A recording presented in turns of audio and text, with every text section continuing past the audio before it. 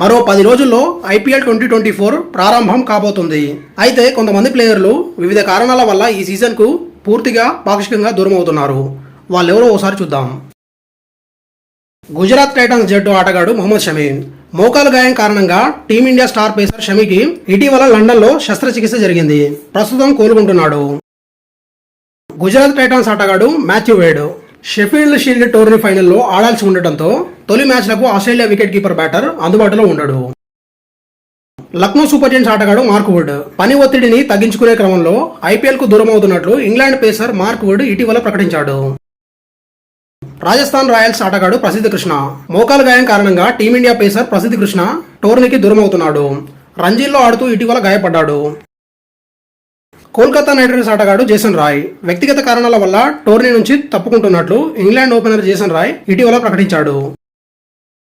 Kolkata night riders ఆటగాడు Gus Atkinson పని ఒత్తిడిని తగ్గించుకునే క్రమంలో ఐపీఎల్ ఆడకూడదని నిర్ణయించినట్లు ఇంగ్లాండ్ ఫాస్ట్ బౌలర్ అట్కిన్సన్ చెప్పాడు. చెన్నై సూపర్ కింగ్స్ ఆటగాడు డెవన్ కాన్వే వేలికి గాయం కావడంతో న్యూజిలాండ్ బ్యాటర్ డెవన్ కాన్వేకు శస్త్రచికిత్స చేశారు.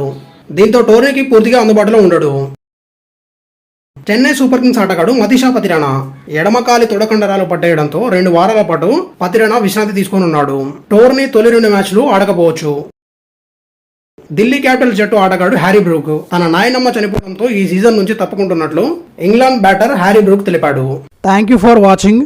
Please like, share, comment and subscribe for more videos. Daily dose YouTube channel.